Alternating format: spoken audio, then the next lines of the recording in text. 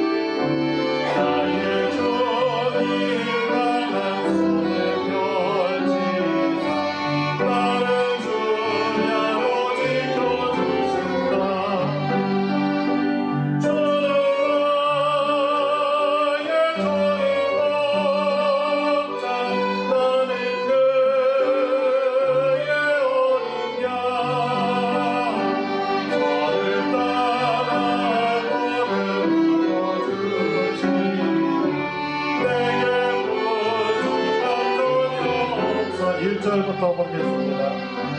주는 나를 기르시는 목자요 나는 주님의 귀한 어린 양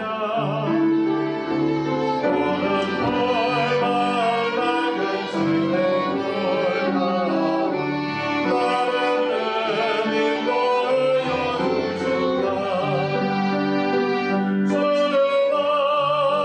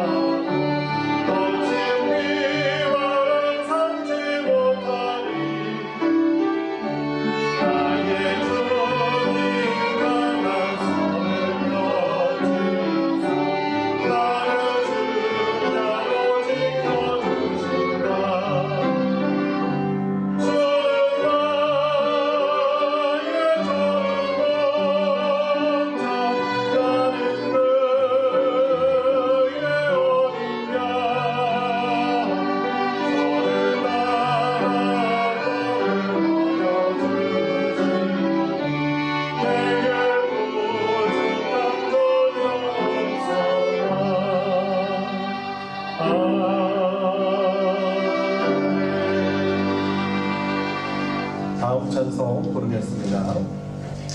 429장 세상 모든 풍파한 너를 흔들어 429장입니다.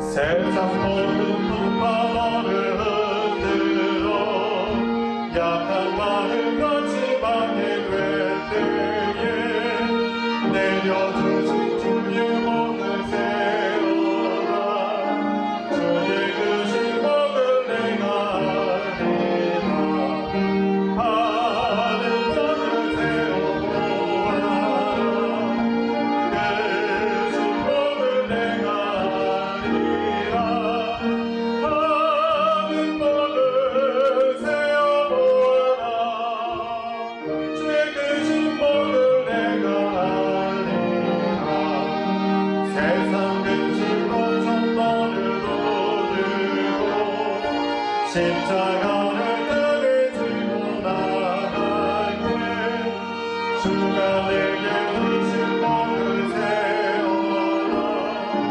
두려움없이 걱정 찬송하리라 하는 것을 세워보아라 그 주복을 내가 알리라 하는 것을 세워보아라 주의 그 신복을 내가 알리라 세상 권세 너의 앞길 막을 때 주만 믿고 낙심하지 말아라 천사들이 너를 보호하리니 염려 없이 겉만 보고 나가라 하는 것을 세워보아라 그 신복을 내가 알리라 하는 것을 세워보아라 주의 그 신복을 내가 3절 보겠습니다. 세상 권세 너의 앞길 막을 때 주만 믿고 낙심하지 말아라 천사들이 너를 보호하리니 염려 없이 겉만 보고 나가라 하는 것을 세워보아라 그 신복을 내가 알리라 하는 것을 세워보아라 주의 그 신복을 내가 알리라 아멘. 주님 이곳에 함께 부르시면서 더 깊은 예배 가운데 나아가겠습니다. 다 같이 일어나셔서 부르겠습니다. 주님 이곳에 주님 이곳에 주님 이곳에 우리와 함께 하시네 나의 몸과 맘 경배드리네 주님 이곳에 계시네 상한 심령을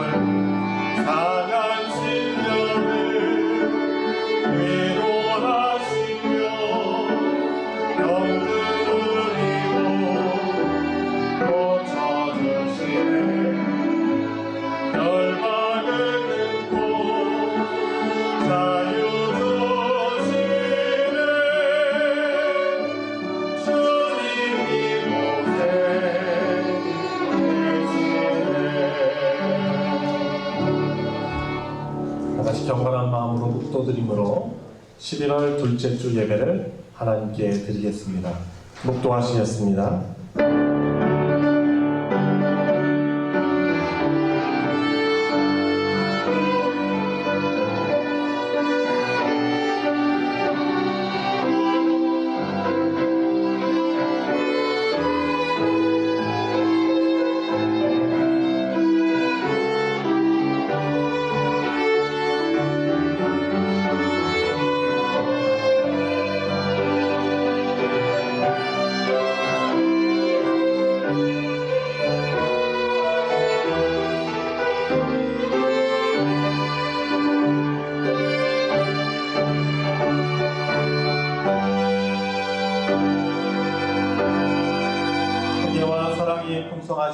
아버지 하나님, 복된 주일을 맞이하게 해주시고 다시금 온 성도들 함께 주 앞에 나와 구원받은 하나님의 백성으로서 함께 예배를 드릴 수 있도록 인도하여 주심에 감사를 드립니다.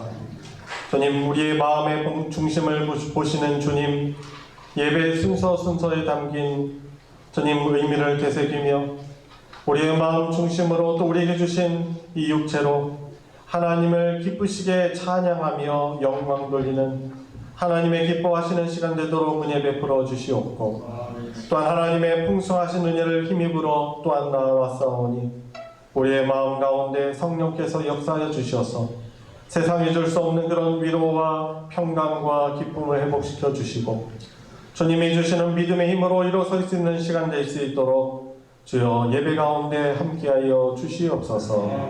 예수님의 이름으로 기도드리옵나이다. 아멘. 찬송 43장, 찬송가 43장 즐겁게 안식할 날 함께 부르겠습니다.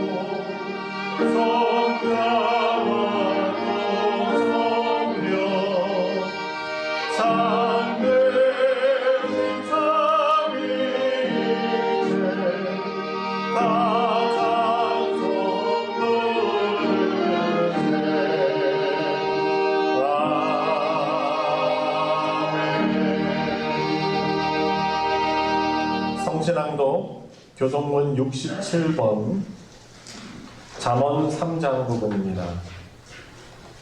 교동문 67번 잠언 3장 교독하도록 하겠습니다. 지혜를 얻은 자와 명철을 얻은 자는 복이 있나니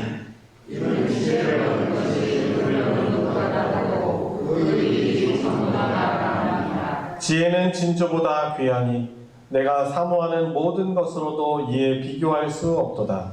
그의 몸에는 장수가 있고 그의 왼손에는 무게가 있나니 그 길은 즐거운 길이요 그의 지름길은 다 평강이니라. 지혜는 무거운 자에게 생명나무라. 지혜를 갖는 자는 복되도다. 여호와께서는 지혜로 땅에 털을 놓으셨으며 명철로 하늘을 견고히 세우셨고 그의 지식으로 깊은 바다를 갈라지게 하셨으며 공중에서 이슬이 내리게 하셨느니라. 내 아들아, 완전한 지혜와 근신을 지키고 이것들이 내 눈앞에서 떠나지 말게 하라. 대저 여호와는 내가 의지하는 이시니라. 내 발을 지켜 걸리지 않게 하시리라.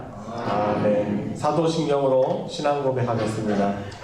전능하사 천지를 만드신 하나님 아버지를 내가 믿사오며 그 외아들 우리 주 예수 그리스도를 믿사오니 이는 성령으로 잉태하사 동정녀 마리아에게 나시고 본디오 빌라도에게 고난을 받으사 십자가에 못 박혀 죽으시고 장사한 지 4일 만에 죽은 자 가운데서 다시 살아나시며 하늘에 오르사 전능하신 하나님 우편에 앉아 계시다가 저리로서 산자와 죽은 자를 심판하러 오시리라.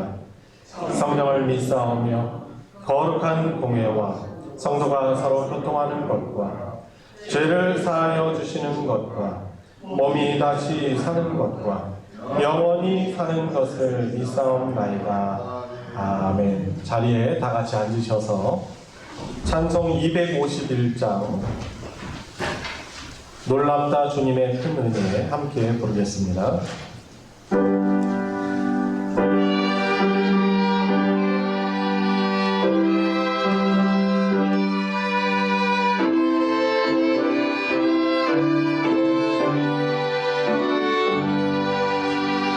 놀랍다 주님의 큰 은혜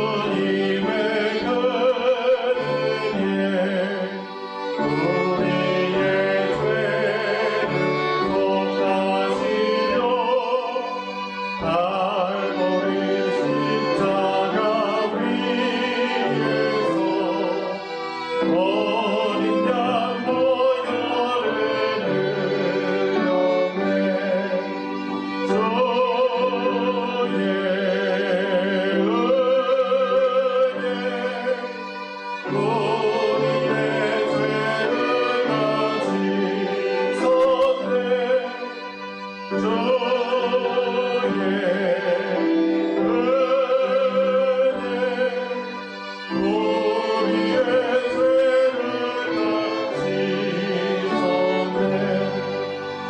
죄악은 성난과도 같이 우리 영혼을 위협하라.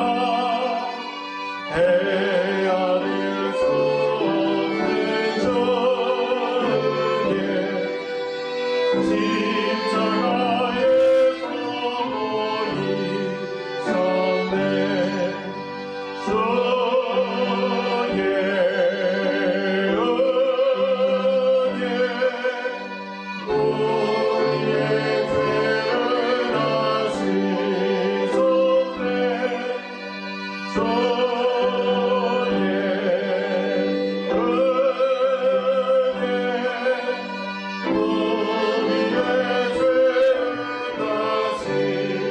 보이셨네. 죄악에 물든 영혼들을 주께서 비록 씻으시네. 지금도 흐르는 그 위에 눈보다 너희를 씻으라. 주의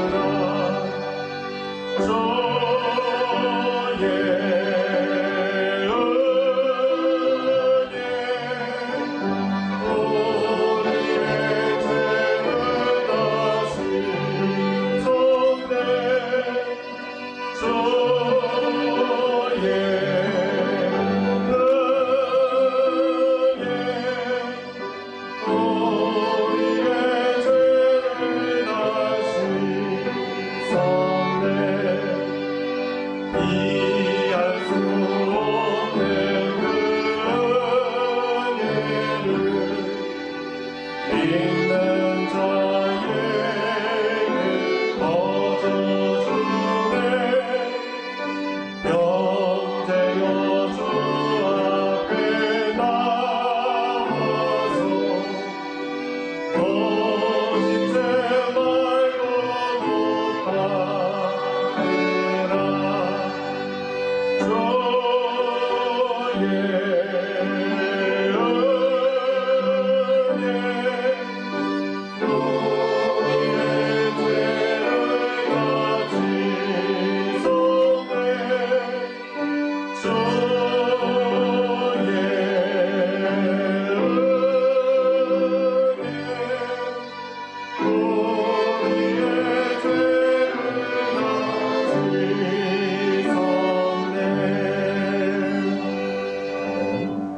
우리를 대표하여 이찬진 집사님 하나님께 기도 인도하겠습니다.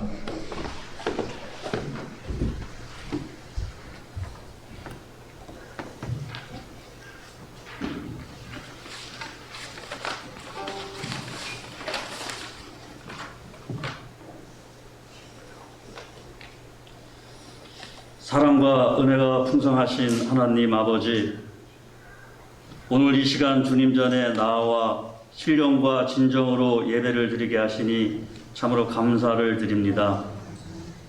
무엇보다도 지난 한 주간 안전하고 건강하게 지켜주신 은혜, 그 은혜에 감사를 드립니다. 연약한 저희들 한순간의 잘못과 부주의로도 사망의 구렁텅이에 빠질 수 있는 미물임을 잘 알기에 오늘 주신 이 평안과 건강과 일상이 무엇보다도 소중하다는 것을 잘 알고 있습니다. 평안한 일상을 허락하심 또한 감사를 드립니다. 하나님은 영원한 생명이시며 소망이시며 진리이심을 믿습니다.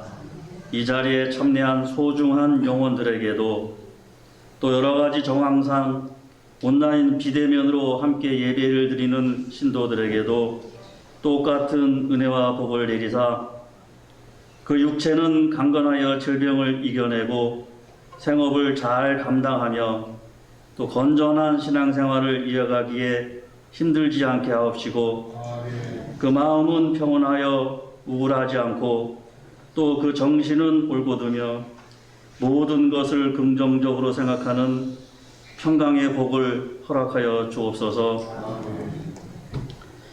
코로나로 인해 약해진 믿음을 회복할 시간입니다. 그동안 놓치고 산 것, 또 살펴보지 못한 것이 많이 있습니다. 이제는 되돌아보고 앞으로 나아갈 때입니다.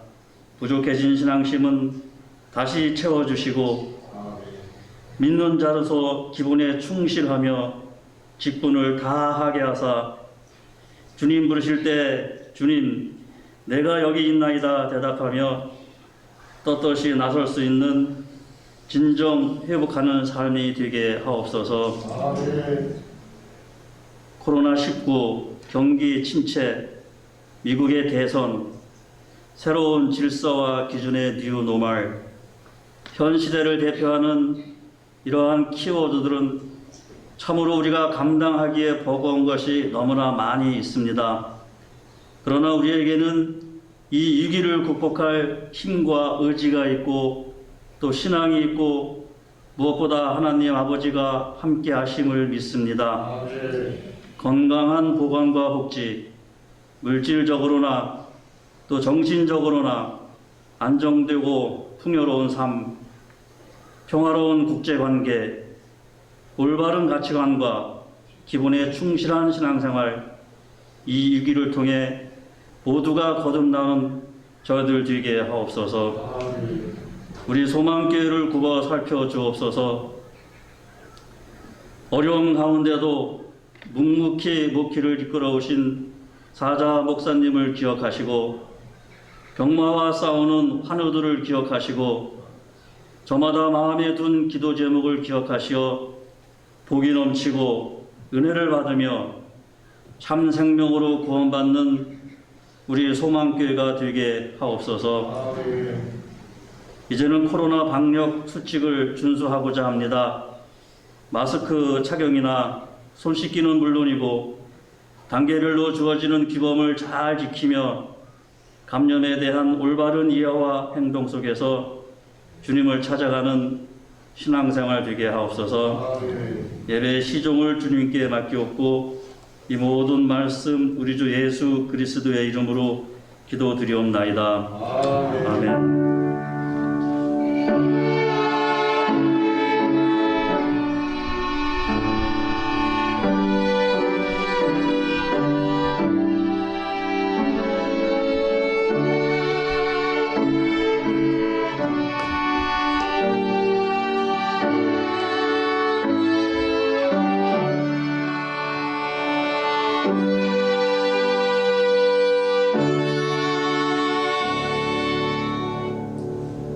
오늘 함께 은혜를 나눌 하나님의 말씀은 신약성경 고린도 후서 8장 1절부터 9절까지 말씀입니다. 고린도 후서 8장 1절부터 9절까지 제가 가진 성경으로는 신약 294페이지입니다. 다 찾으셨으면 제가 봉독할 때 우리에게 주시는 하나님의 말씀으로 받으시기 바랍니다. 형제들아, 하나님께서 마게도냐 교회들에게 주신 은혜를 우리가 너희에게 알리노니 환난의 많은 시련 가운데에서 그들의 넘치는 기쁨과 극심한 가난이 그들의 풍성한 연보를 넘치도록 하게 하였느니라. 내가 증언하노니 그들이 힘대로 할 뿐 아니라 힘에 지나도록 자원하여 이 은혜와 성도 섬기는 일에 참여함에 대하여 우리에게 간절히 구하니 우리가 바라던 것뿐 아니라 그들이 먼저 자신을 주께 드리고 또 하나님의 뜻을 따라 우리에게 주었도다. 그러므로 우리가 디도를 권하여 그가 이미 너희 가운데서 시작하였은즉 이 은혜를 그대로 성취하게 하라 하였노라. 오직 너희는 믿음과 말과 지식과 모든 간절함과 우리를 사랑하는 이 모든 일에 풍성한 것 같이 이 은혜에도 풍성하게 할지니라. 내가 명령으로 하는 말이 아니요 오직 다른 이들의 간절함을 가지고 너희의 사랑의 진실함을 증명하고자 함이로라. 우리 주 예수 그리스도의 은혜를 너희가 알거니와 부요하신 이로써 너희를 위하여 가난하게 되심은 그의 가난함으로 말미암아 너희를 부요하게 하려 하심이라. 아멘. 네, 오늘 우리 복되신 하나님께 또 예배하러 또 나오시고 또 함께 말씀을 또 나누는 우리 성도님들 주님의 이름으로 환영하며 축복합니다. 저희 우리 소망교회뿐만 아니라 많은 교회들이 또 11월 셋째 주를 추수감사주일로 보내고 있습니다. 오늘은 이제 한 주 전인데요.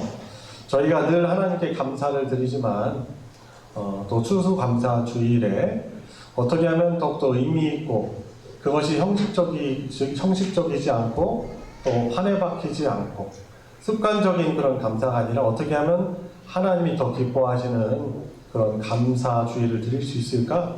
우리가 바로 전주일 오늘 말씀을 가지고 특별히 연보 또 헌금에 관련된 그런 말씀을 나누고자 합니다. 이 헌금 연보라는 것이 우리의 신앙적인 어떤 이 중요한 척도가 되는 경우들이 많이 있습니다. 이것이 우리에게 부담으로 억지로 잘못하면 들어질 수 있지만은 이것이 하나님 앞에 또한 드려질 수 있는 아주 아름다운 그런 우리 헌신이 될 수 있기 때문에 이 헌금에 대해서 우리가 1년에 한 번, 또 2번 정도는 우리가 바른 태도를 가질 필요가 있습니다. 스펄전 목사님이라는 영국의 유명한 목사님이 계시죠. 그분이 이제 이런 말을 했어요. 성도들에게 헌금 설교를 하지 않는 그런 목회자는 목회자의 자격이 없다라는 그런 말을 이렇게 했습니다. 그만큼 이 헌금을 예물을 우리가 늘 드리는데 그것을 드리는 자세가 하나님의 백성으로서 우리에게 아주 중요하기 때문에 그런 것입니다. 오늘 고린도 후서 말씀을 읽었는데 저희들이 배경을 조금은 알고 있어야 됩니다. 고린도 후서가 쓰여진 배경은 사도 바울이 고린도 교회를 개척한 하나님의 종으로서 이 고린도 교회에 조심스레 들어온 거짓 교사들에 의해서 사도 바울의 이 사도권이 의심을 받고 이 사도권이 흔들릴 수 있는 그런 위기 가운데 있었습니다. 그래서 사도 바울이 이 고린도 후서 편지를 통하여서 하나님께서 자신을 부르셨으며 또 거짓 교사들이 폄하하는 것처럼 그런 사람이 아니라 하나님의 사랑을 전하는 그런 사도임을 그렇게 변증하였던 것이죠. 그리고 고린도 후서에 쓰여진 또 한 가지 더 목적이 있습니다.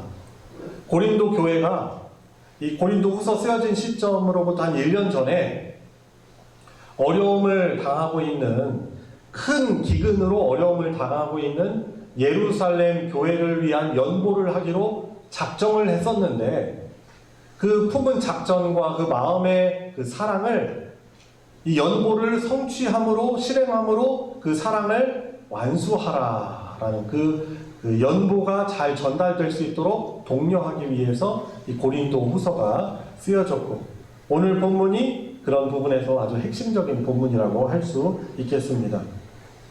오늘 말씀 1절을 한번 보시기 바랍니다. 한번 눈으로 한번 보세요. 형제들아. 자, 형제들아 하면 누구일까요? 편지를 수신하는 고린도 교회 성도들을 말하죠.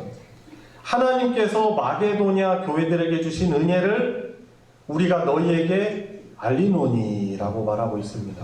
그러니까 고린도 교회 성도들이 알아야 할 것이 있는데 무엇이냐면 그것은 마게도냐 교회에게 하나님께서 주신 은혜를 너희들이 알길 원한다라고 바울이 말하고 있는 것입니다.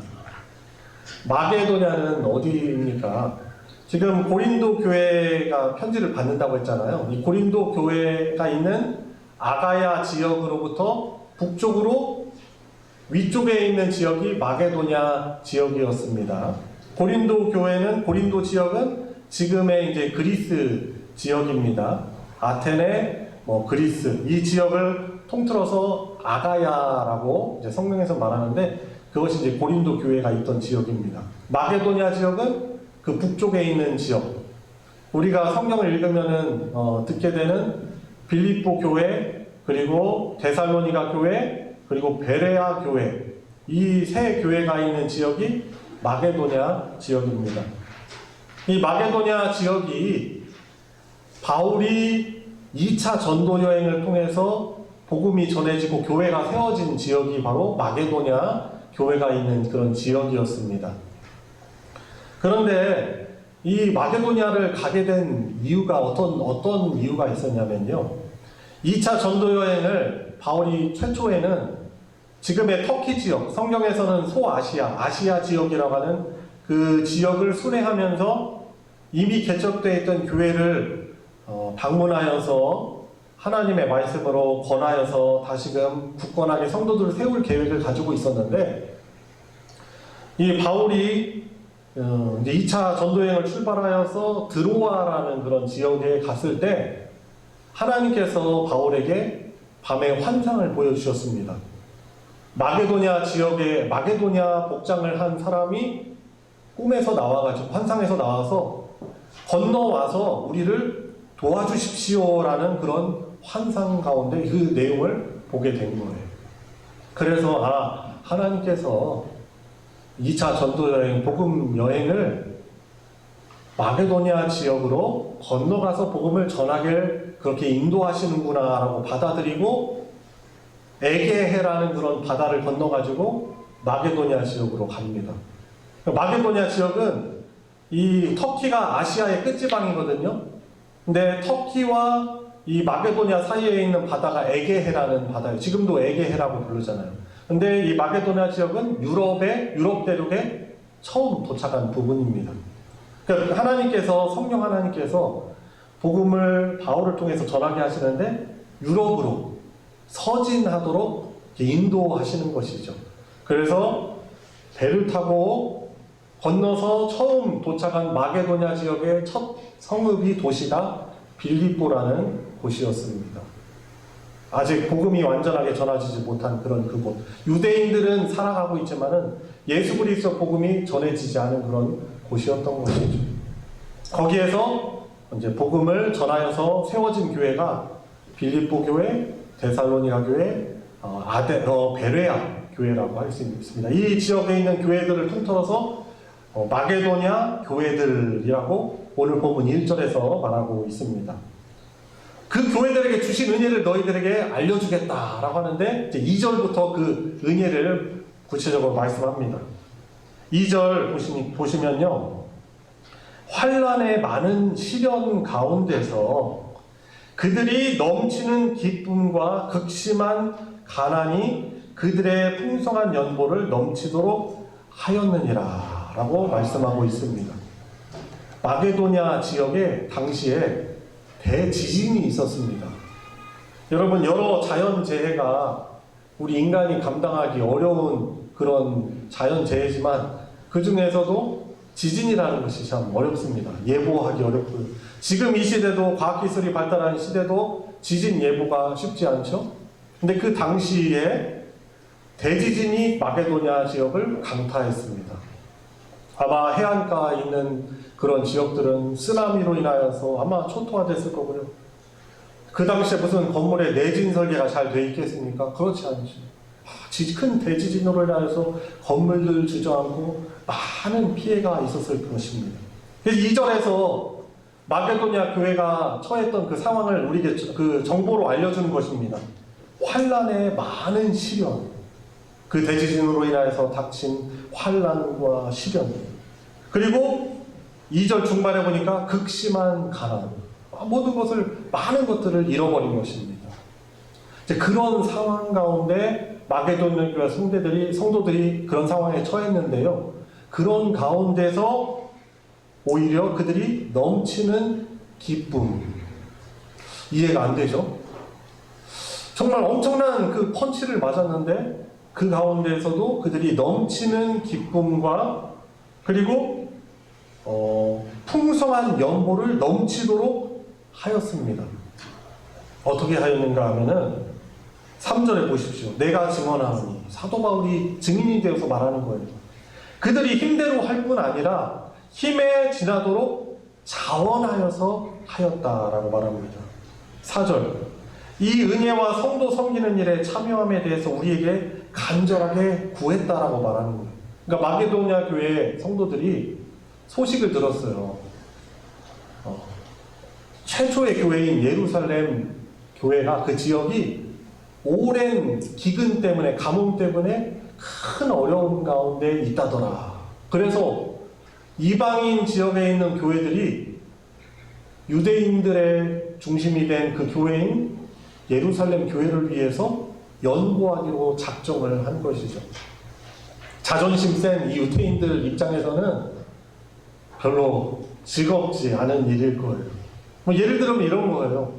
우리 소망교회 넉넉하지 않지만 우리 교회가 어려움에 처해 있는데 바로 옆에 있는 옆에 주품교회라고 블라에서 개척하신 교회가 있잖아요. 거기에서 우리 교회 어렵다고 해서 헌금을 해가지고 보낸 거예요. 우리 교회 입장은 어떻게 생각하면 부담이 있죠. 그렇죠?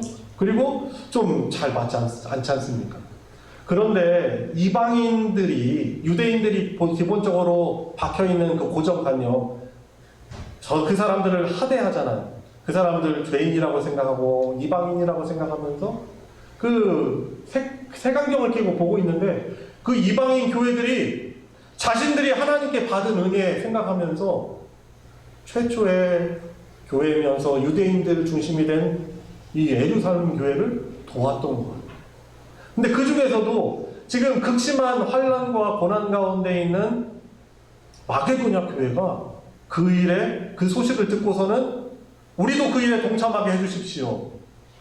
자원할 뿐만 아니라 이것이 누구의 강요에 의해서 부담 주는 것에 의해서 된 것이 아니라 그들이 그 소식을 듣고 그들 안에 있는 하나님이 주신 그 넘치는 감사와 기쁨을 가지고 힘을 다하여서 연보를 한 것입니다. 그래서 이제 이런 사례를 고린도 교회 성도들에게 사도 바울은 전하고 있는 것입니다. 동기부여하는 것이죠. 그리고 한 가지 더 동기부여합니다. 어떤 이야기를 가지고 동기부여를 하냐면 오늘 본문의 마지막 절이었던 9절 말씀입니다. 한번 9절 부분을 눈으로 보시고 이 부분은 우리가 같이 읽어보겠습니다. 아주 복음의 핵심적인 내용이죠. 시작. 우리 주 예수 그리스도의 은혜를 너희가 알거니와 부요하신 이로써 너희를 위하여 가난하게 되심은 그의 가난함으로 말미암아 너희를 부요하게 하려 하심이라. 아멘. 복음의 핵심적인 내용이죠. 이 땅에 오신 성자, 육신을 입고 오신 예수 그리스도께서는 그분은 창조주십니다. 피조물된 우리 인간의 몸을 입고 오셨지만 그분은 참 사람이시면서 참 하나님이십니다. 근데 그분께서 뭐가 부족해서 이 땅 가운데 우리처럼 연약한 인간의 몸을 입고 오셔가지고 그것도 가장 가난한 모습으로, 낮은 모습으로 오셔서 당시에 최고의 가장 극악무도한 죄인에게 주어진 저주의 형벌이었던 십자가의 형벌을 죄인의 모습으로 그분께서 낮아지셨죠. 왜 그러셨습니까? 우리에게 하나님의 택하심을 받아 하나님의 은혜로 복음을 받아들인 그 사람들에게 하나님 나라의 그 놀라운 부요함을 누리게 하시려고 그분께서 이 땅에 그분의 부요함을 버리시고 낮은 모습으로 가난함을 입고 오신 것입니다. 그러니까 이 지금 1년 전에 연보를 예루살렘 교회를 위한 연보를 작정한 이 고린도 교회 성도들이 헌금을 하는데 그들이 기억해야 될 것이 있어요. 이것은 억지로 하고 누가 부담이 져서 하는 것이 아니라 하나님께서 주신 그 은혜에 대한 감사하는 마음, 기뻐하는 마음, 그리고 무엇보다도 예수님 때문에 우리가 받은 하나님 나라의 부요, 그 영원한 부요를 기억하면서 그 감사하는 마음을 가지고 자원하는 마음을 가지고 그리고 희생하는 마음을 가지고 그들이 예루살렘 교회를 위해서 연보를 작정했던 것을 완수해야 하는 것입니다. 여러분, 그래서 이 오늘 본문을 통해 가지고 우리가 헌금을 드리고 연보를 하는 중요한 원리 세 가지를 알 수 있는 것입니다. 오늘 본문 2절에서 말씀하는 것처럼 넘치는 기쁨, 이 넘치는 기쁨은 감사라는 그런 것과 아주 연관이 되어 있습니다. 우리가 예물을 드릴 때, 우리가 연보를 할 때 감사하는 마음이 거기에 그 정신이 담겨 있어야 하는 것입니다. 그리고 두 번째로 3절, 4절에서 말하고 있는 것처럼 자원하는 마음으로 그것을 드려야 하는 것입니다. 그리고 5절과 9절에서 말하는 것처럼, 자, 5절에서도 보면은 먼저 자신을 주께 드렸다라고 바울이 표현하고 있죠. 그리고 9절에서도 예수님께서 저와 여러분들 고린도 교회 성도들을 위해서 희생하신 것처럼 희생하는 그런 마음을 가지고 드려야 한다라고 중요한 그 헌금의 연보의 세 가지 정신에 대해서 말씀하고 있는 것입니다. 그래서 연보라는 그 한자어를 풀어보면은 이런 뜻을 가지고 있어요. 버리다라는 뜻을 가진 연, 그리고 더하다, 세우다라는 뜻을 가지고 있는 보. 그래서 연보입니다. 우리 자신을 버려서, 자신을 헐어서 누군가를 세우고 일으키고 더하여 주는 것, 이것이 한자 사전의 그 자전적인 의미인 것이죠. 그래서 이 연보 헌금에는 희생이라는 측면이 사실 많이 녹아져 있어요. 그래서 외국 교회, 영어권의 교회 가서 예배를 드리보면은 이 헌금을 드릴 때 sacrifice라고 표현하죠. 그 예물을 sacrifice, 희생물, 희생 제물이라고 표현합니다. 오병이어의 그런 기적을 일으켰던 동기가, 원인이 어디에 있죠? 한 어린아이가 자기가 먹어야 될 그 오병이어, 그것을 자기가 먹어야 될 것을 찢음으로, 나눔으로 많은 사람들이 하나님 나라에, 그 예수님께서 주시는 하나님 나라가 주시는 배부름을 같이 다 누린 것입니다. 그래서 우리가 드리는 헌금의 아주 중요한 요소는 우리가 감사하는 마음을 가지고 드려야 되는 것입니다. 근데 그 감사는 내가 지금 세상 사람들이 아니면 세상에서 일반적으로 그렇게 추구하고 원하는 것이 나에게 담겨 있어서 그 감사하는 것이 아니라 무엇보다도 우리가 하나님께서 주신 가장 큰 위로죠. 놀라운 구원의 은혜와 천국의 복을 누리는 자로 살아가는 그 은혜에 대한 감사합니다. 이 감사가 우리가 드리는 예물에 담겨 있어야 되고, 또 그렇기 때문에 또 자원하는 마음이 더해져야 되고, 거기에 우리 자신의 것을 찢어 희생하는 마음이 그 예물에 담겨 있어야 하는 것입니다. 그러니까 오늘 본문을 통해서 이 성경을 조명하여 주시는 성령 하나님께서 저와 여러분들에게 주시는 이 메시지는 뭐는 것입니까? 올바른 태도의 연보와 헌금을 해야 한다는 것입니다. 하나님이 돈이 없으셔서, 하나님이 뭐가 부족하셔서 우리에게 예물을 드릴 것을 부담을 주시고 또 그렇게 헌금을 명령하십니까? 우리에게 복을 허락하시고 그리고 그것이 은혜고 복이기 때문에 그런 것입니다. 여러분 지금 여러분들이 이렇게 이 예배를 저와 여러분들 같이 예배를 드리고 있는데 이렇게 예배를 드린다고 해서 우선 당장에 우리에게 먼저 뭔가 떡이 떨어지고 갑자기 통장에 돈이 송금이 되고 그렇습니까? 아니죠. 우리가 예배 드린다는 이 자체, 나 자신을 내가 구원받은 하나님의 백성으로 산제물로 하나님께 드리는 믿음을 하나님께 보여드리고 또 소중한 예물을 하나님께 드리는 이 자체가 은혜예요. 복입니다. 왜냐하면 여기에 하나님이 기뻐하시는 믿음이 담겨있기 때문에 그런 것입니다. 그래서 성경을 통해서 성경 곳곳에 하나님께서 구약시대 사람들에게 11조를 명령하시고 감사의 예물, 희생 예물을 드리라고 하는 이유는 하나님이 고기를 드시고 싶어서 그런 것이 아니고 하나님께서 복을 주시고 그것이 하나님과의 그런 원만한 올바른 관계를 그런 쌓아나가는 일이기 때문에 하나님의 용서하심을 입고 하나님이 주시는 그런 풍성함을 누리는 일이 복이 되기 때문에 하나님이 하나님의 백성들에게 헌금을 또 제물을 명령하신 것입니다. 구약성경 창세기 14장에 보면은 최초의 11조에 대해서 기록하고 있습니다. 아브라함이 하나님의 은혜로 자기 조카 롯이 이방 나라들이 연합군에 의해서 조카 롯의 가정과 소돔과 고모라 백성들이 연합군들에 의해서 끌려갔어요.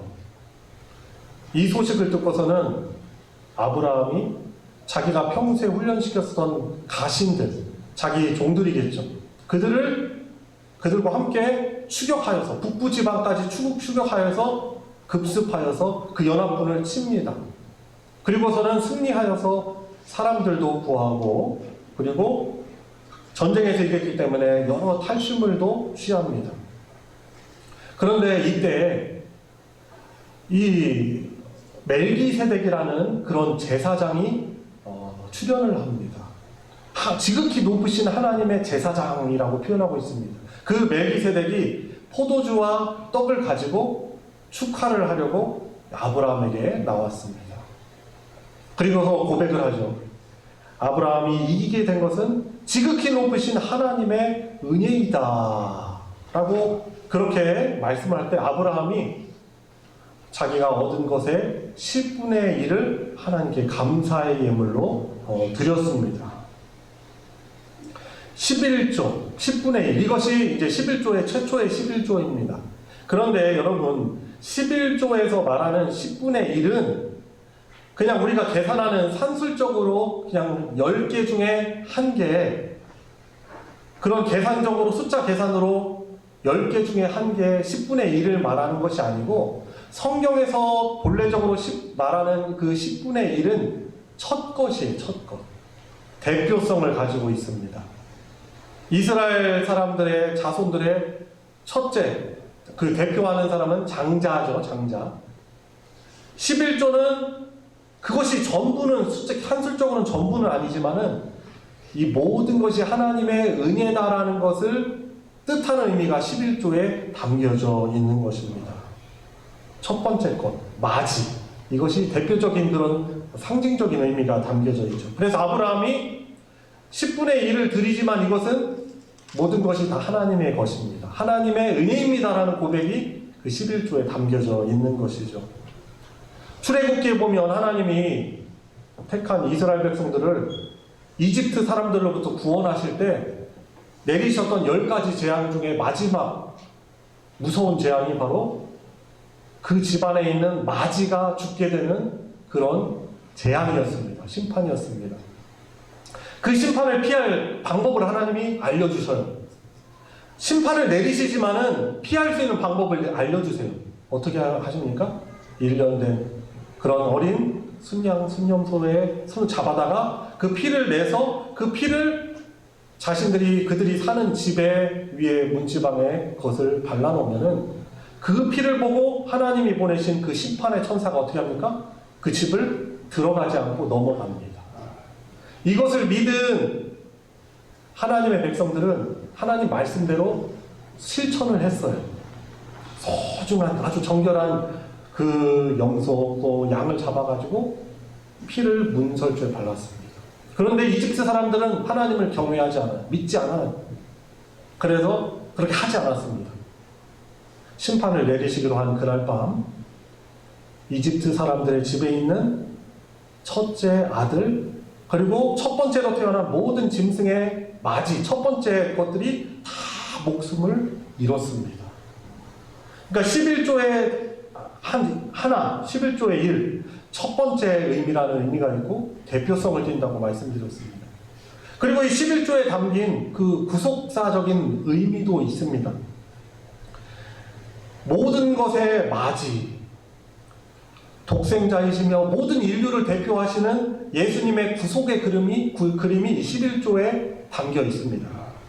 그래서 11조를 드리라라고 명령하는 것은 사실 율법적인 의미에서 우리가 억지로 우리가 드리는 것이 아니라 감사의 마음, 우리를 구원해 주신, 구속해 주신 그 은혜에 대한 감사하는 마음으로 정신으로 드리는 것이요, 구속받은 하나님의 백성들의 신앙 고백이 바로 이 11조에 담겨 있는 것입니다. 예수 그리스도의 구속에 대한 믿음이 신약시대를 살아가는 우리들에게는 그 11조를 통해서 담겨지고, 그래서 구속받은 하나님의 백성의 신앙 고백이 바로 이 11조며 거기에는 중요한 감사의 정신이 담겨 있는 것입니다. 그래서 여러분, 우리가 예물을 드릴 때, 하나님께 우리가 헌금을 드릴 때, 또 연보를 할 때 그것이 내가 많이 내야 된다는 그런 부담을 가지고 내면은 사실상 그것은 하나님께서 원하시는 헌금의 정신이 아니죠. 예수님께서 성전 안에 앉아 계실 때 헌금을 내는 모습을 보셨어요. 그랬더니 어떤 부자가 와가지고 일부러 보이게 큰 돈을 헌금함에 넣는 거예요. 근데 그 뒤에 따라오는 한 과부는, 가난한 과부는 2 렙돈만을 딱 넣는 것을 보셨어요. 그러면서 말씀하십니다. 저 과부가 더 하나님께 많이 드렸다. 왜냐하면 그 과부는 거기에 자신의 전부를 담았기 때문이다. 2 렙돈, 동전 2 렙돈 뿐인데 그것을 정성을 다해서 드렸기 때문에, 가난한 가운데서도 힘을 다해 드렸기 때문에, 수치상 산술적으로 보면은 부자는요, 이 과부가 1년을 일해도 벌 수 없는 그 돈 이상의 것을 드렸지만은 그걸 사람들에게 보여주려고 하고 그렇게 외식하면서 드렸고, 그런데 이 과부는 자신의 마음, 중심, 전부를 하나님께 감사하는 마음으로 드렸던 것입니다. 우리가 교회에서 헌금을 하죠. 이것은 우리가 더 많아서 여유가 있어서 하는 것이 아니라 하나님께 감사하는 마음, 구원의 그 은혜에 대한 감사하는 마음으로 11조금과 여러 예물들을 주님께 드리는 것이고요. 우리가 누군가를 불쌍히 여기는 마음 때문에 내가 저 사람보다는 좀 여유가 있어서 연보를 하는 것이다라고 생각하는 것이 아니라, 이 마게도나 교회의 성도들이 가졌던 마음처럼 내가 하나님께 은혜를 많이 받았기 때문에 그 은혜를 나누고자 하는 마음으로, 자원하는 마음으로, 또 희생하는 마음으로 드리는 것이 바로 올바른 헌금의 태도, 연보의 태도라고 할 수 있는 것입니다. 어려운 가운데 있지만 그래도 하나님께 드릴 수 있는 믿음이 있는 것이 복인 거예요. 우리가 다른 세상 사람들보다 넉넉하지 않지만 그래도 누군가의 아픔을 보면서 그 마음의 아픔에 동참하고자 같은 마음을 가지고, 공감하는 마음을 가지고 그 연보에 동참하는 것이 그게 은혜예요. 하나님이 그 마음 중심을 보시고 천국의 놀라운 그런 부요함을 허락하시지 않겠습니까? 이 땅을 살아가면서 우리가 많은 신앙의 위기를 경험합니다. 겪습니다. 어느 누구도 그냥 쉬운 평탄대로를 걸어가는 그런 사람은 아무도 없어요. 시험을 만나죠.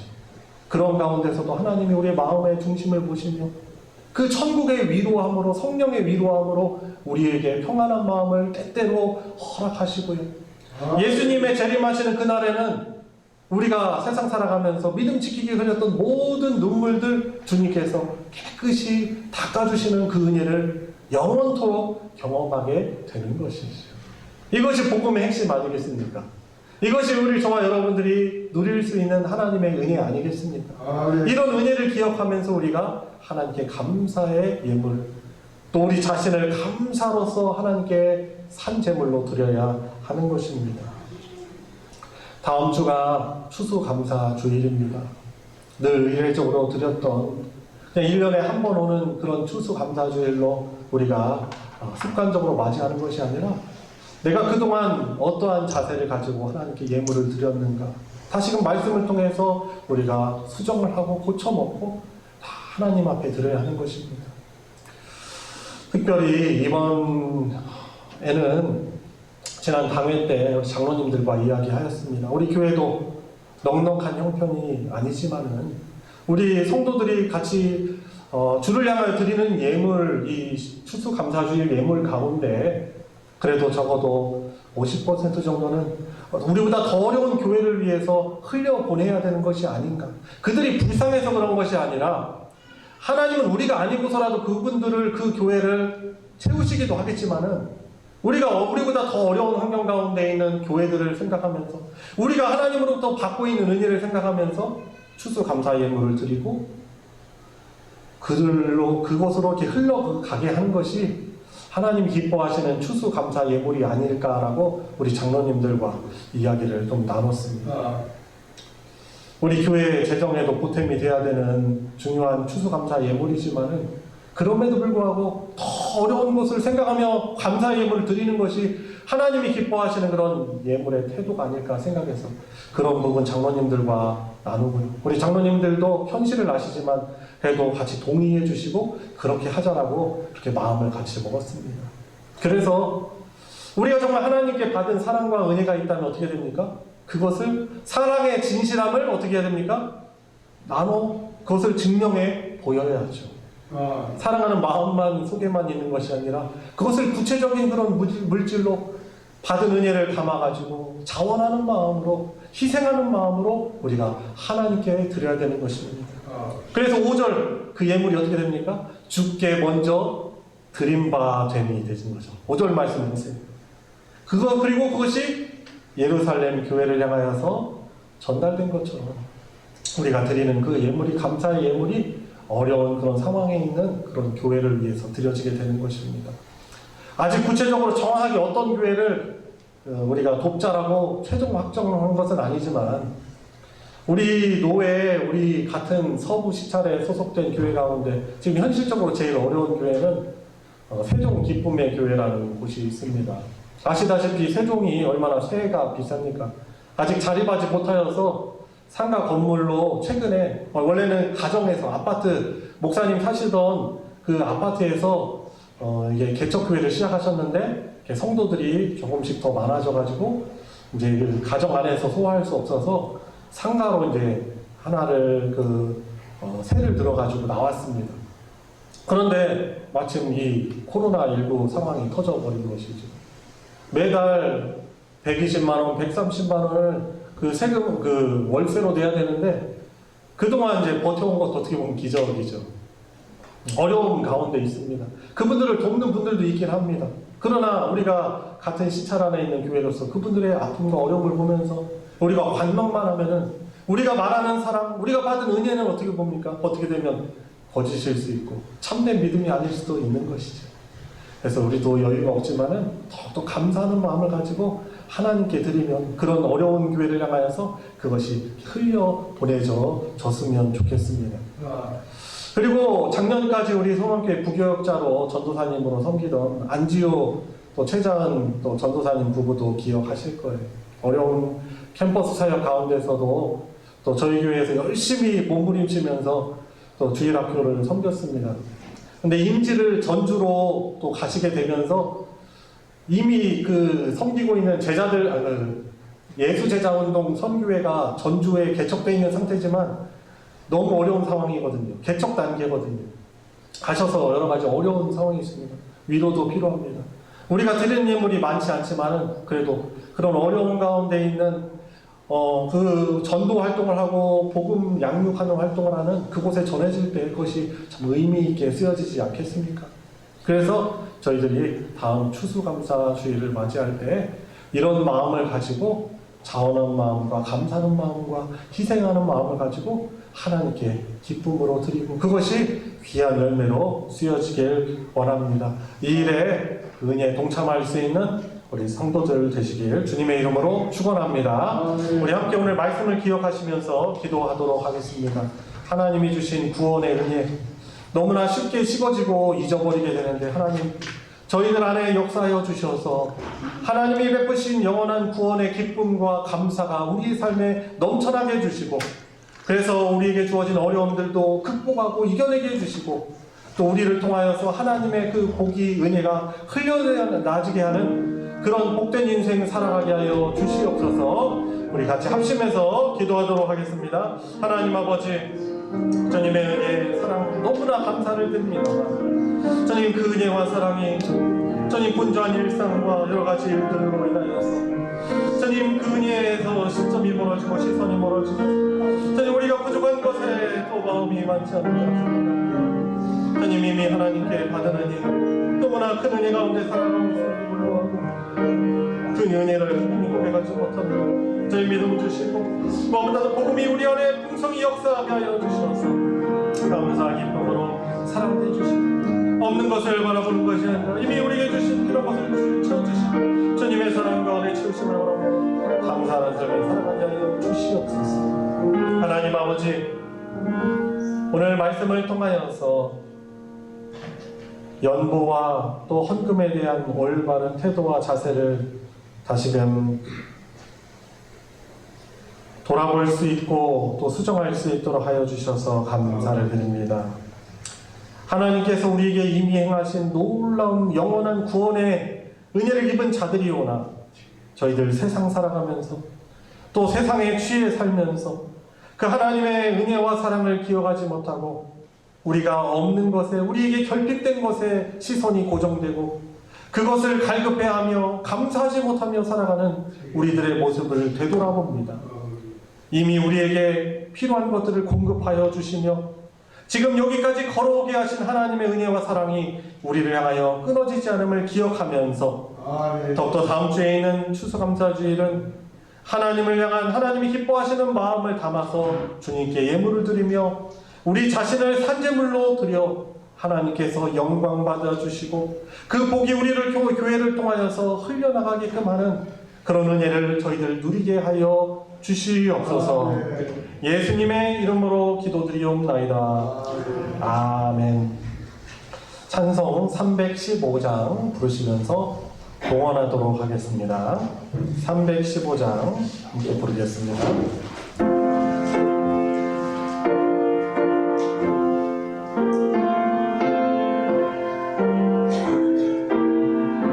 1절, 3절만 보겠습니다. 내 주 대신 주를 찬송하고 또 그에게 죄를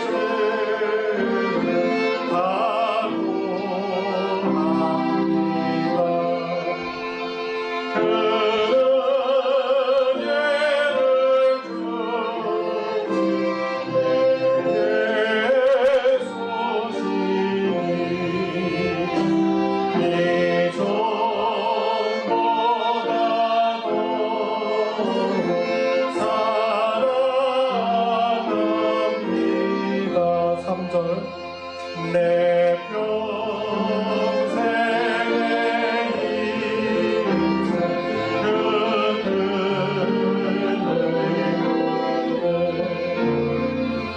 주의 손에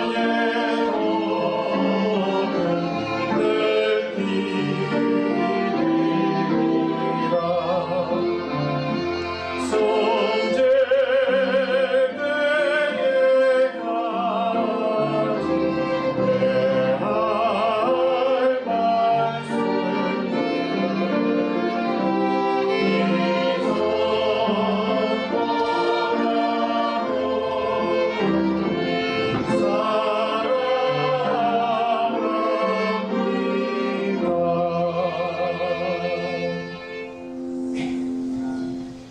범사의 주님 은혜에 감사합니다. 감사함을 드립니다. 오시연 세례받게 해주심에 감사드립니다. 감사의 예물과 11조헌금과 기타 여러 헌금으로 하나님께 드렸습니다. 같이 기도드리겠습니다. 하나님, 우리를 영원토록 구원해 주신 가장 큰 부요함을 누리며 살아게 해주시고 많은 부족함이 있사오나 저희들 늘 함께하여 주시며 늘 필요한 것으로 채우시며 또 이렇게 주님 앞에 믿음을 고백하며 나오게 하여 주셔서 감사를 드립니다.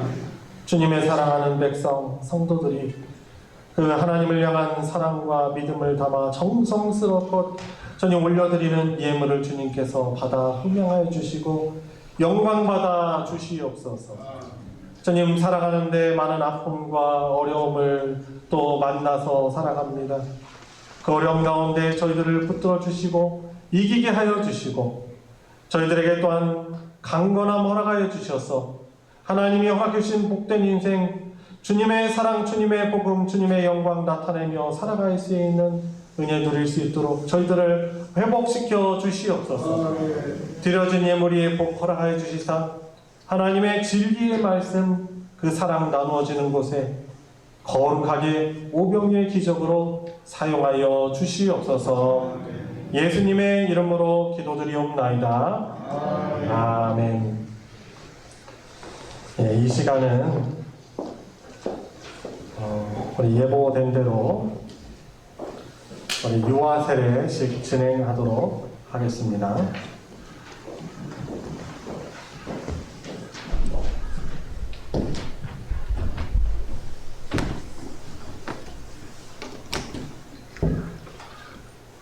말씀을 잠시 나누고 또 세례식을 진행하도록 하겠습니다. 우리에게 그런 의문들이 들 때가 있습니다. 유아도 세례를 받아야 하는가라는 그런 의문이 들 때가 있습니다.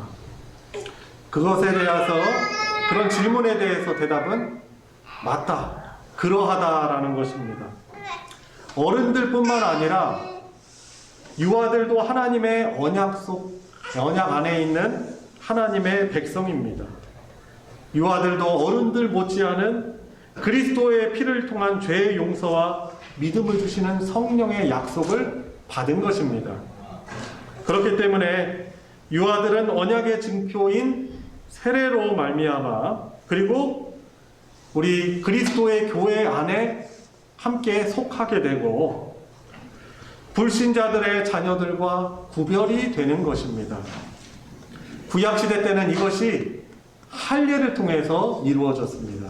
난지 8일 만에 할례를 받아서 비록 어리지만 이 아이도 하나님의 언약 백성이다라는 증표를 구약시대 때는 받았고 또 신약시대를 살아가는 우리들은 예수님의 그 죽으심과 또 다시 사심과 그 부활하심의 그 은혜를 가지고 그 예수님의 보혈의 피로 이 아이에게도 세례를 통하여서 하나님의 언약 백성됨이 되는 것입니다. 그래서 구약시대 때는 할례, 신약시대 때는 세례로 대치가 된 것입니다. 특별히 하나님의 말씀을 또 함께 나누며 죄송합니다. 잠이 바짝 깨죠? 죄송합니다. 아이가 안 놀래면 다행이네요. 이 말씀을 듣는 우리가 함께 교훈을 받을 것이 있습니다. 이 아이는 사실 세례를 받는 것을 알지 못할 것입니다. 그렇지만 이 아이가 세례를 받는 것에 증인이 되는 사람들이 바로 우리들이죠. 세례라는 것은 하나님 앞과 또 먼저 하나님의 백성이 된 성도들이 증인이 되어서 이 아이도 우리와 같이 하나님의 언약 백성이 되는 것입니다라고 여러분들이 증인이 되어주는 거예요. 마치 결혼식 할 때 손님 하객으로만 참여하는 것이 아니라 참여한 사람들이 증인이 되는 것처럼, 결혼식에 증인이 되는 것처럼 우리가 이 세례 예식, 유아 세례의 증인이 되는 것입니다. 그리고 함께 세례 예식에 참여하면서 이 세례 받는 이 대상에게 하나님이 주시는 그런 그 축복을 예수의 이름으로 함께 축복하기 위해서 저희들도 이 예식에 동참하는 것이죠. 아이는 세례 받는 것을 모르지만 이 자리에 또 유아 세례 참여하는 우리 부모들이 기억할 바가 있습니다. 바로 그것은 뭐냐면 이 아이가 말귀를 알아듣고 장성에 대해서 자기가 예수님을 인격적으로 그렇게 받아들이는 것을 고백하기 전까지 부모는 신앙의 본을 보이는 사람으로서 이 아이가 하나님의 백성으로 신앙을 가진 자로 잘 자랄 수 있도록 신앙의 본이 되며 신앙에 열심을 내며 이 아이를 영적으로 잘 양육해야 하는 것입니다. 공부를 시키고 아이를 키가 크게 하는 것 이상으로 더 중요한 것이 무엇입니까? 하나님의 거룩한 언약 백성으로 살아가게끔 양육하는 것이 부모인 우리가 가진 가장 큰 책임인 것입니다. 이 책임을 기억하면서 오늘 세례 예식을 통해서 그것을 굳건하게 다짐할 수 있는 그런 은혜가 있길 바랍니다. 세례식 거행하도록 하겠습니다.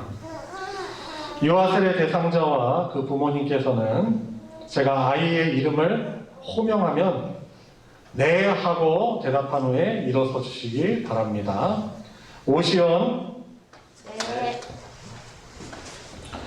먼저 유아 세례 서약을 하는 부모님들께서는 거룩한 교회 앞에서 하나님과 사람들에게 진실한 마음으로 서약하시기 바랍니다. 예, 앞에 서약서 있습니다. 한 목소리로 같이 하나, 둘 하면서 서약하시기 바랍니다. 하나, 저는 이 아이에게도 예수 그리스도의 피로 씻음과 성령의 새롭게 하시는 은혜가 필요함을 인식합니다. 둘, 저는 이 아이를 위하여 하나님의 약속을 믿고 바라며 제가 믿음으로 구원을 얻은 것 같이 이 아이도 주 예수 그리스도를 믿음으로만 구원 얻을 줄 믿습니다. 3. 저는 지금 이 아이를 하나님께 바치며 이 아이를 양육함에 있어서 하나님의 은혜가 필요함을 인식합니다. 네, 저는 이 아이에게 하나님의 말씀을 부지런히 가르치기로 생각합니다. 5. 저는 이 아이를 위하여 기도하며 이 아이와 함께 기도하기로 서약합니다. 6. 저는 이 아이 앞에서 경건한 믿음의 행위와 본을 보이기로 서약합니다. 7. 저는 이 아이를 교회 기관에 참석하게 하여 주님의 교훈과 양육을 받으면서 자라게 할 것을 서약합니다.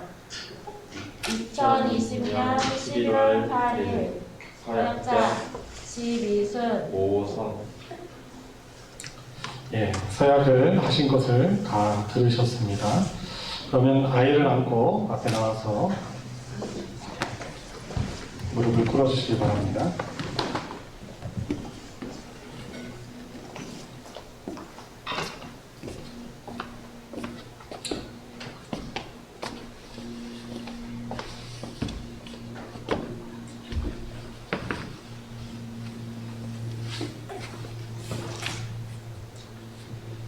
하나님의 아들 오시연에게 성부와 성자와 성령의 이름으로 세례를 주노라.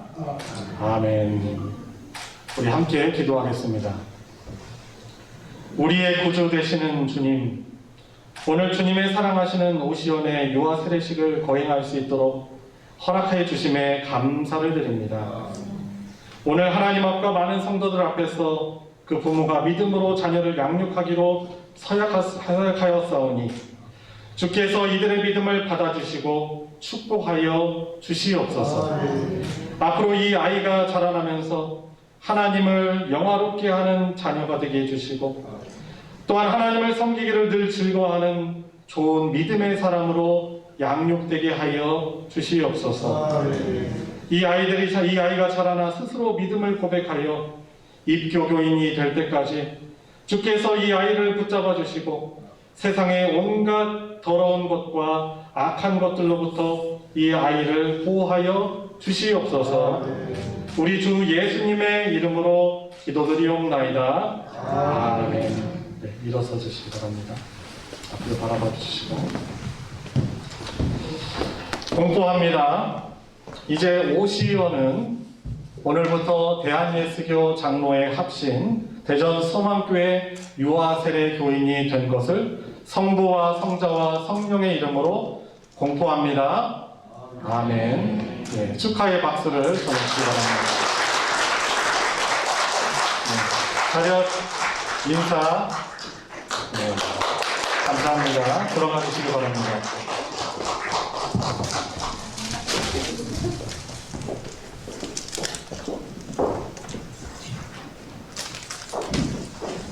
네, 예배 끝나고도 또 축하하는 사진 촬영이 있으니 우리 가족들은 같이 앞에서 찍어주시길 바랍니다.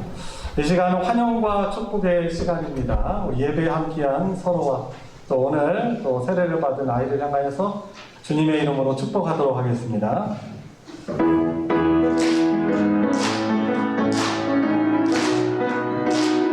축복합니다. 축복합니다.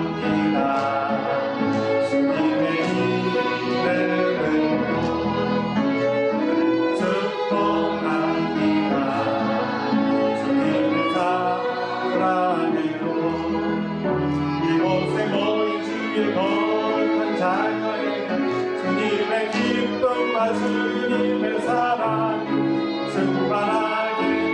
충만하게 넘치기를. God bless you. God bless you. God bless you. 축복합니다. 주님의 사랑으로. 주님의 이름으로 축복합니다. 감사합니다. 교회 소식 전해드리겠습니다. 주보 광고 소식을 보시면요. 추수감사주일 기념 직분자 새벽 특별기도 기간이라고 나와 있습니다. 우리 당회에서 아래 그 내용을 결의하였습니다. 그동안 코로나19 또 상황으로 인해서 저희들이 잘 모이지 못하고 또 그럼으로 인하여서 또 부득이하게 우리의 믿음도 또 흔들리는 그런 경향들이 있어서 그래도 그나마 조금 코로나19 안정을 그나마 찾아가고 있는 지금 시기에 저희들이 최대한 방역 수칙을 지켜나가면서 다시금 신앙적으로 영적으로 회복하고 각성하는 기간을 갖자라고 결의하였습니다. 그래서 이번 주 내일부터죠. 9일부터 14일 토요일까지 우리가 새벽 기도에 나와서 기도에 힘쓰는 기간으로 정하였습니다. 그래서 먼저 직분자로 부름받은 우리 성도님들께서 열심히 또 동참해 주시고 또 서로에게 또 힘이 되어 주시길 바랍니다.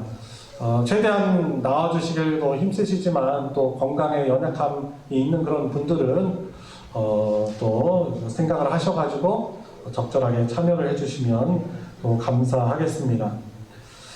이 일에 또 우리 직분자분들께서 열심히 동참해 주시고 정말 어려운 분들은 하루라도 이틀이라도 내가 승리해야 되겠다 하고서는 이렇게 참여해 주시길 바랍니다. 다 참여하는 건 제일 좋죠. 자, 그래서 차량 운행 정림동 또 관저동 또 진장 지역 또 교회 올 수 있도록 또 셔틀 차량 운행합니다. 원하시는 분들은 또 저에게 말씀해 주시기 바랍니다.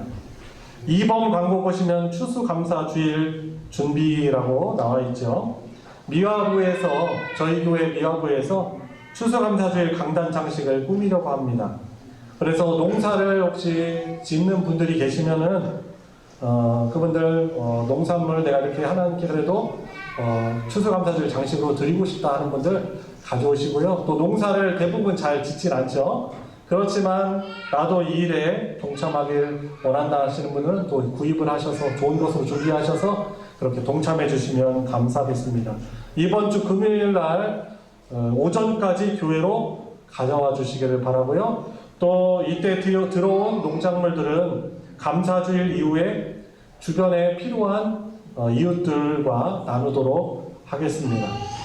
마지막 광고입니다. 주보에는 나와 있지 않지만 11월 21일 토요일입니다.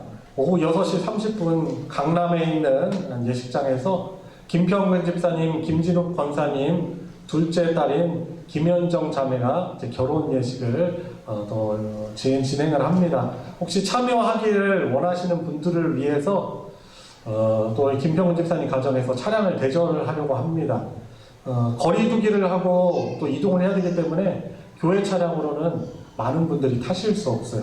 그래서 우리 교회 성도님들 가운데 최소 10분 이상 신청이 타시겠다고 신청자가 들어오면은 대형 버스를 준비를 해주신다고 하니까 또 버스를 예약하려면 미리 해야 되잖아요. 그래서 죄송스럽지만 오늘까지 저에게 또는 뭐 교육자들에게 신청을 해주시면은 그분들 인원수를 또 봐가지고 또 대형 버스 대절을 할 수 있도록 하겠습니다. 그래서 여러분들 가시길 원한다면 오늘 생각을 하셔가지고 저에게 교육자들에게 저 가겠습니다라고 신청을 해주셔서 10명 이상 정도가 될 때 그때 우리 대절을 할 수 있도록 하겠습니다. 우리 교회 차량이 가는데 아마 한 4분 정도만 타실 수 있을 것 같아요. 거리두기 해야 되니까 잊어마시고 가실 분들은 또 참고해 주시길 바랍니다. 오늘까지 신청을 해주시기 바랍니다. 이상 광고 마치겠습니다. 다 같이 일어나셔서